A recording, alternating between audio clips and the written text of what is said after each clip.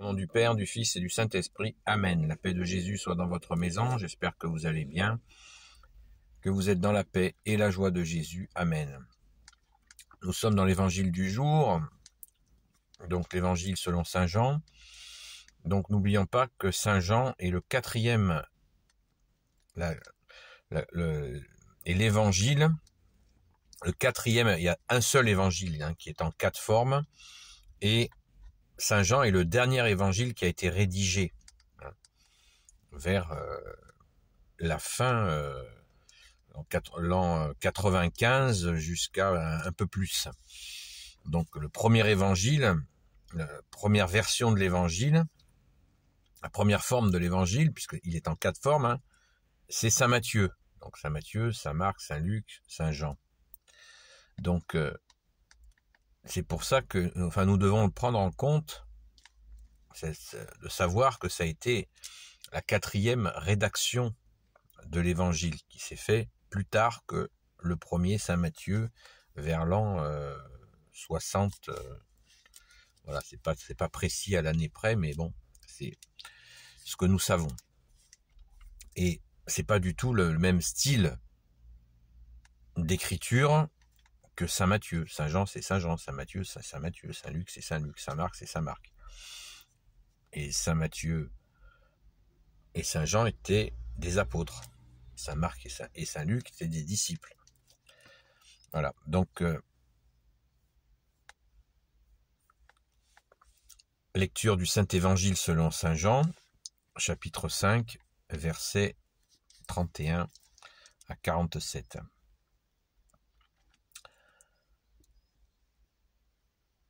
Si je me recommande moi-même, mon témoignage ne vaut pas, mais c'est un autre qui me recommande, et je sais que mon témoignage est vrai quand il me recommande.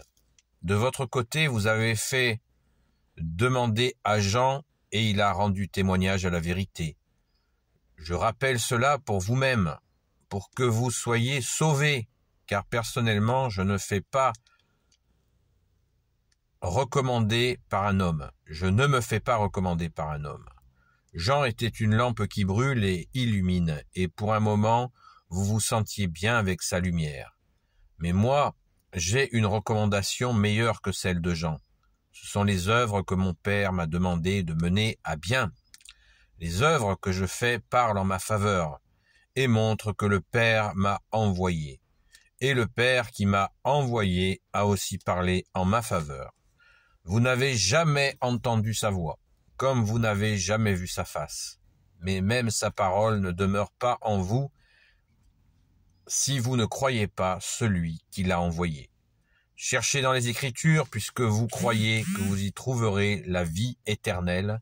Ces Écritures, justement, parlent de moi, mais vous ne voulez pas venir à moi et trouver ainsi la vie.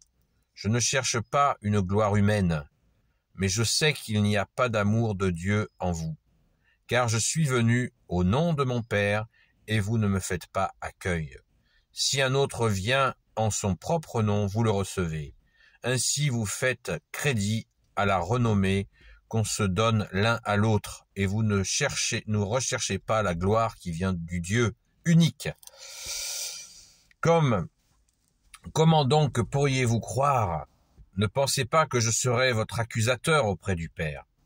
C'est Moïse qui vous accuse, celui en qui vous mettez vos espoirs. Si vous aviez foi en Moïse, vous croiriez en moi, car il a écrit sur moi. Mais si vous ne croyez pas ces écrits, comment croirez-vous mes paroles? Merci Jésus pour ta parole. Alléluia. Eh bien, ça continue à castagner. Jésus, bien-aimé, tu t'offusques avec raison de toujours de celles et ceux qui ne veulent pas comprendre que tu es le Fils du Père, que tu es Dieu avec ton Père, mais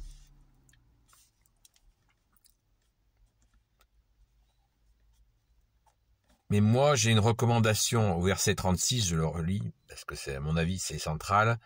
Mais moi, j'ai une recommandation meilleure que celle de Jean le Baptiste. Ce sont les œuvres que mon Père m'a demandé de mener à bien. Les œuvres. À plusieurs reprises, bien-aimé Jésus, tu nous dis, si vous ne croyez pas en moi, croyez aux œuvres. Dieu le Père, Dieu le Fils, s'est donné la peine d'envoyer, donc le Père a envoyé son Fils, mais non seulement il l'a envoyé, mais il aurait pu l'envoyer et qu'il ne fasse pas de miracle.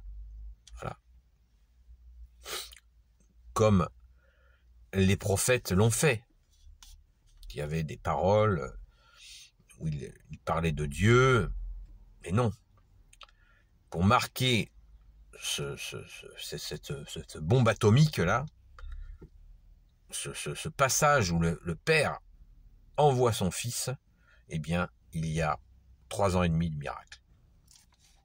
Pour que les gens comprennent, mais avec leur cœur, pas avec leur tête, avec leur cœur. Je sais pas, moi, quand vous voyez quelqu'un qui ne voit pas, qui retrouve la vue, un sourd qui entend de nouveau, quelqu'un qui parle de nouveau, quelqu'un qui ne pouvait plus marcher, qui court, quelqu'un même qui est mort et qui ressuscite. Mais comment ne pas exploser de joie? Je ne comprends pas, moi je ne comprends pas, je ne suis pas équipé, je ne suis pas câblé, comme dirait quelqu'un que je salue. Voilà, je suis pas câblé pour comprendre ça. Voilà, la joie de dire que voilà quelqu'un qui était dans une misère effroyable et Jésus est là et il le guérit. Waouh! Lève-toi et marche. Crois-tu que je peux te redonner la vue? Oui, tu le peux. Voilà. C'est magnifique. C'est magnifique. On l'a vu, on l'a entendu dans toutes les paraboles, toutes les explications que Jésus sans cesse explique les lépreux qui sont guéris. Ces innombrables miracles, ces innombrables, c'est les œuvres magnifiques. Pourquoi cet entêtement, ce refus d'accueillir le Fils de Dieu? C'est un mystère. Moi, je peux pas comprendre. Bon. Et autre chose qui me paraît très important, c'est que Jésus soulève, il dit que la gloire, vous cherchez des gloires humaines. Et Jésus nous dit que lui, il ne cherche pas les gloires humaines. C'est logique. C'est logique, mais comme dirait le proverbe, ça va mieux en le disant. L'expression, pas le proverbe. C'est magnifique. Vous faites des gloires entre vous, dit Jésus. Ça, c'est très vrai. Hein. C'est ce qui se passe aujourd'hui. On le voit en politique. Des types, ils s'organisent des petites gloires entre eux. Voilà. Et en attendant, ce sont toujours les mêmes qui souffrent. Et ils organisent leurs petites gloires entre eux. Et Jésus nous invite à vouloir faire la gloire de Dieu, parce que faire la gloire de Dieu, c'est un immense bonheur. Il n'y a pas un bonheur plus grand que celui-là, de faire la gloire de Dieu. Souvent, je le dis et je le redis à des gens qui me remercient, et c'est très gentil de me remercier, mais souvent je suis mal à l'aise avec ça, parce que ça m'intéresse pas, moi, les merci. Je comprends que les gens sont polis, c'est bien d'être poli, mais il faut comprendre que Jésus, tu nous as dit, vous ne pouvez rien faire sans moi. Et moi, je ne peux rien faire sans toi, Jésus, c'est évident. C'est limpide. On ne peut rien faire. Et je recherche vraiment ta gloire, Jésus. Parce que faire ta gloire, c'est un bonheur, c'est le plus grand bonheur.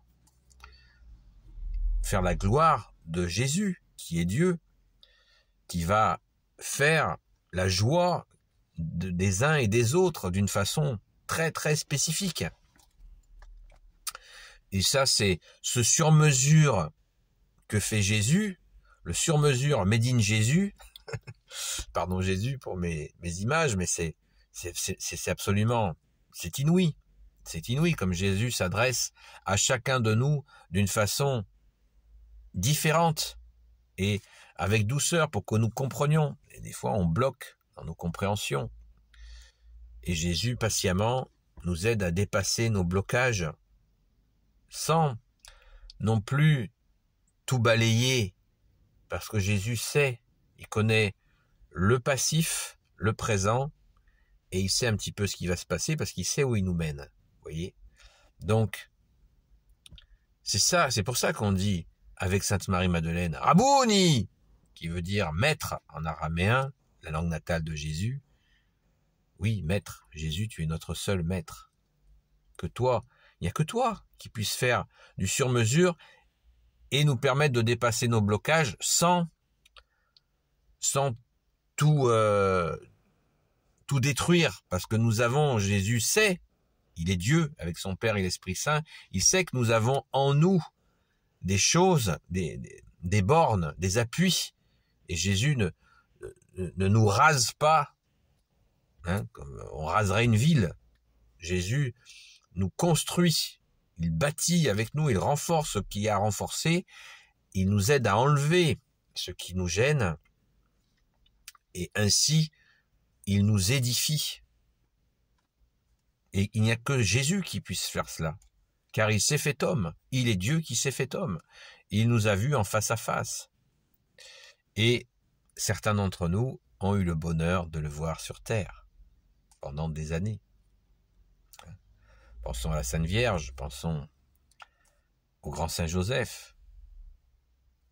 Ils l'ont touché. Sainte Marie-Madeleine aussi a touché Jésus de ses mains. Merci Jésus. Donc, cette parabole, cette explication, moi, c'est vraiment une mise au clair. Et puis, Jésus n'est pas content.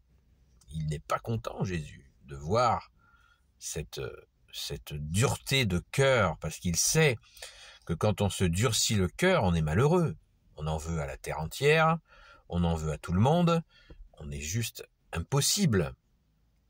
Donc, Jésus voit la misère de ces gens qui ne le reconnaissent pas, jusqu'à expliquer, voilà, que ils se justifiaient, les types, ils se justifiaient en disant, nous, on suit Moïse, on suit Moïse, on suit Moïse, mais Moïse, il n'a jamais dit qu'il fallait s'arrêter à lui. Jamais. Donc, Moïse devait certainement avoir bien l'intuition de ce Messie, Jésus le Christ Jésus, qui venait, puisqu'il était dans ce face-à-face avec le Père de Jésus, notre Père. Et Jésus leur met l'estocade à la fin, et si vous aviez foi en Moïse, vous croiriez en moi,